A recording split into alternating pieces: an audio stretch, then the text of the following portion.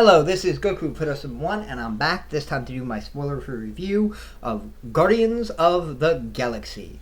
So the movie is about Peter Quill. He's trying to get this orb to sell, and the movie's about his adventures of what happens with this orb, and ultimately him gathering his team for the Guardians of the Galaxy, and ultimately having to deal with Ronan the Accuser. And so, this is about the Guardians of the Galaxy. Who are the Guardians of the Galaxy? So the first one is Peter Quill, somebody who was born on Earth, but was raised in space at a young age, and he was part of a team called the Ravengers, and that's where the movie begins, with him being part of this team called the Ravengers. The next member is Gamora. She was raised by Thanos, and she was turned into a weapon, and Thanos killed her parents. Then we have Drax the Destroyer. Ronan the Accuser killed his family, and his mission is to basically kill him. And so that's basically what he is. He's the brute of the team, the really big, tough, powerful guy. Then we have, of course, Rocket Raccoon, a really awesome part of the movie. Rocket Raccoon he's the comic relief, but at the same time, his story is that he was a genetically altered raccoon that is now a wisecracking guy who uses really oversized guns. These guns would be big for a big guy, for Drax, but he uses them and he's like 2.5 feet tall, so freaking awesome.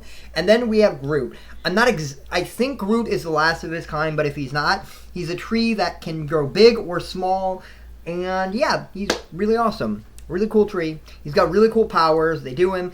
And he can only say, "I am Groot." And it's really funny when he says that in the movie. And now, next we have the Nova Corps. The Nova Corps is basically our space police. They're the closest equivalent to the Green Lantern Corps in Marvel. But they're not. They're somewhat different. They are the ones that are in the right, where our good guys are more the roguish good guys, the Guardians of the Galaxy. But the Nova Corps are the really, really, really good guys. And then we have our villains. We have Thanos' other daughter. I think I don't remember the name. And then we have Ronan the Accuser. He's a Kree who has a warship, and he has an army against him, and he has a really powerful hammer-like device. Not Thor's hammer, but it's extremely powerful. And he's trying to get this gem because Thanos wants it, and Thanos said he'll blow up the planet the Nova Corps' headquarters on if he'll do that, because Ronan the Accuser doesn't like them. And so that's basically who our main characters are. This movie works in almost every conceivable way. All I have are two little nitpicks. My first nitpick is Zoe Saldana. She's great in this role. Not a problem with her as far as acting. My problem is she's too recognizable. I saw Zoe Saldana. I did not see Gamora really, and that's my problem with her.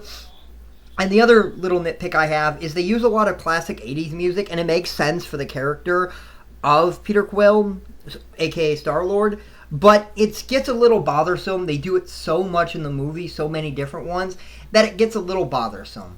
That's personally me. You might like it, but those are my two little nitpicks. Other than that, the movie works in almost every conceivable way. I don't see any major flaws with this movie. This is another hit from Marvel. At the beginning of Phase 2, I kind of got on a rocky start with Iron Man 3 and then Thor 2. But then after Cap 2 and this one, they're right back on track. They know what they're doing, and this was an excellent film. It's a space opera film, got a lot of explosions, a lot of cool fight scenes, and the movie just works in every conceivable way. I like the fight scenes. Them coming together works. How they come together works. I mean, in the end, it all works and it all makes sense. And there are a lot of good, humorous moments that I was chuckling, and I loved it. And it's probably the most comedic of the movies, but that's not a bad thing because the comedy works and the gags work. And there's so much for us Marvel fans to pick apart. I cannot wait to see this DVD so I can just pick out the little things in this film. So this was Goku Putosum 1. Please leave a comment and tell me what you think about this movie, and I'll see you next time, YouTube.